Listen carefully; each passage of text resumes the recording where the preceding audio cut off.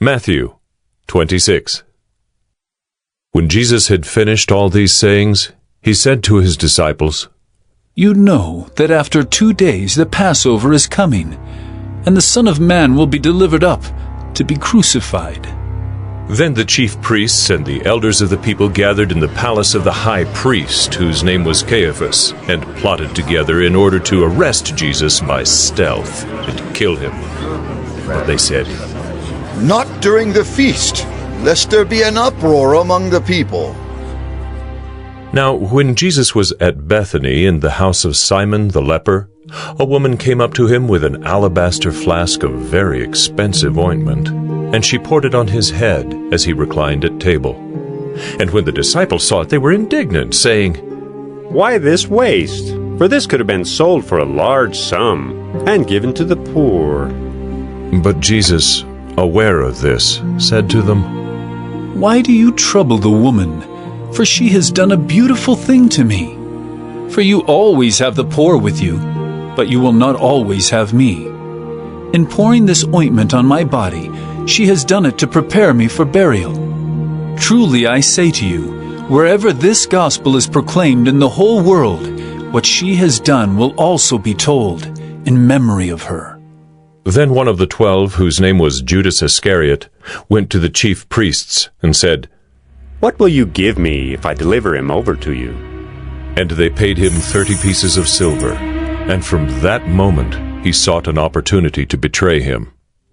Now, on the first day of unleavened bread, the disciples came to Jesus, saying, "Where will you have us prepare for you to eat the Passover?"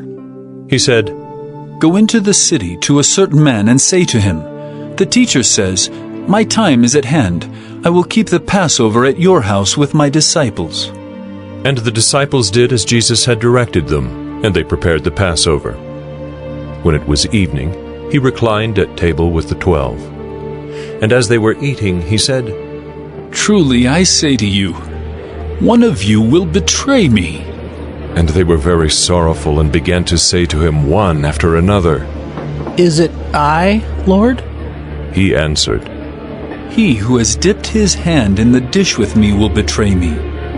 The Son of Man goes as it is written of him, but woe to that man by whom the Son of Man is betrayed. It would have been better for that man if he had not been born." Judas, who would betray him, answered, "Is it I, Rabbi?" He said to him, "You have said so." Now as they were eating, Jesus took bread, and after blessing it, broke it, and gave it to the disciples, and said, "Take, eat. This is my body." And he took a cup, and when he had given thanks, he gave it to them, saying, "Drink of it, all of you. For this is my blood of the covenant, which is poured out for many for the forgiveness of sins. I tell you, I will not drink again of this fruit of the vine until that day when I drink it new with you in my Father's kingdom." And when they had sung a hymn, they went out to the Mount of Olives. Then Jesus said to them, "You will all fall away because of me this night, for it is written, I will strike the shepherd, and the sheep of the flock will be scattered. But after I am raised up, I will go before you to Galilee." Peter answered him, "Though they all fall away because of you, I will never fall away." Jesus said to him, "Truly I tell you, this very night before the rooster crows, you will deny me 3 times. Peter said to him, "Even if I must die with you, I will not deny you." And all the disciples said the same. Then Jesus went with them to a place called Gethsemane, and he said to his disciples, "Sit here while I go over there and pray." And taking with him Peter and the 2 sons of Zebedee, he began to be sorrowful and troubled. Then he said to them, "My soul is very sorrowful, even to death. Remain here and watch with me." And going a little farther, he fell on his face and prayed, saying, "My Father, if it be possible, let this cup pass from me. Nevertheless, not as I will, but as you will." And he came to the disciples and found them sleeping. And he said to Peter, So could you not watch with me 1 hour? Watch and pray that you may not enter into temptation. The spirit indeed is willing, but the flesh is weak. Again, for the second time, he went away and prayed, My Father, if this cannot pass unless I drink it, your will be done. And again he came and found them sleeping, for their eyes were heavy. So, leaving them again, he went away and prayed for the third time, saying the same words again. Then he came to the disciples and said to them, Sleep and take your rest later on. See, the hour is at hand, and the Son of Man is betrayed into the hands of sinners. Rise, let us be going. See, my betrayer is at hand. While he was still speaking, Judas came, one of the 12, and with him a great crowd with swords and clubs from the chief priests and the elders of the people. Now the betrayer had given them a sign, saying, The one who will kiss is the man. Seize him. And he came up to Jesus at once and said, Greetings, Rabbi. And he kissed him. Jesus said to him, Friend, do what you came to do. Then they came up and laid hands on Jesus and seized him. And behold, one of those who were with Jesus stretched out his hand and drew his sword and struck the servant of the high priest and cut off his ear.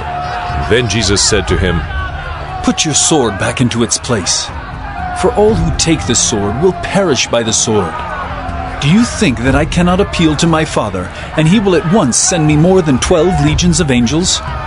But how then should the scriptures be fulfilled, that it must be so? At that hour Jesus said to the crowds, Have you come out as against a robber, with swords and clubs to capture me?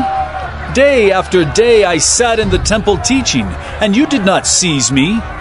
But all this has taken place that the scriptures of the prophets might be fulfilled.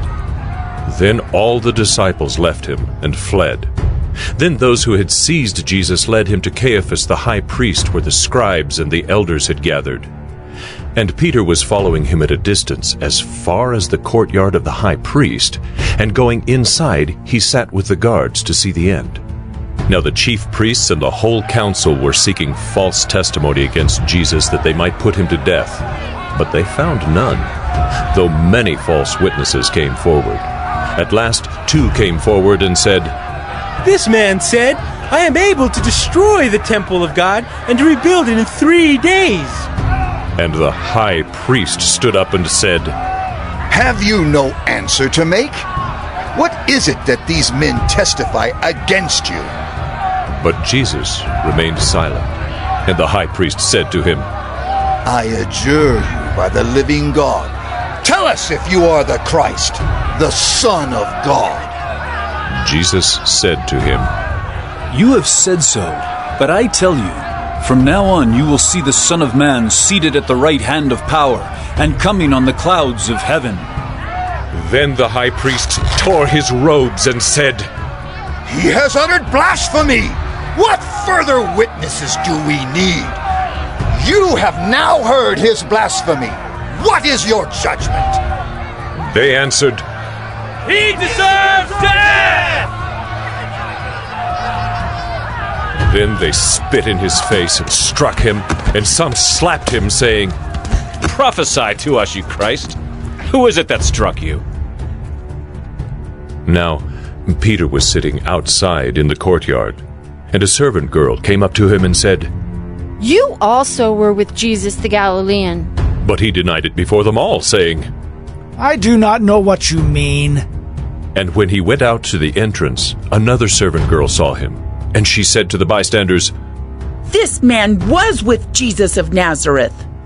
And again he denied it, with an oath. I do not know the man. After a little while, the bystanders came up and said to Peter, Certainly you too are one of them, for your accent betrays you. Then he began to invoke a curse on himself and to swear. I do not know the man. And immediately the rooster crowed, and Peter remembered the saying of Jesus. Before the rooster crows, you will deny me 3 times. And he went out and wept bitterly.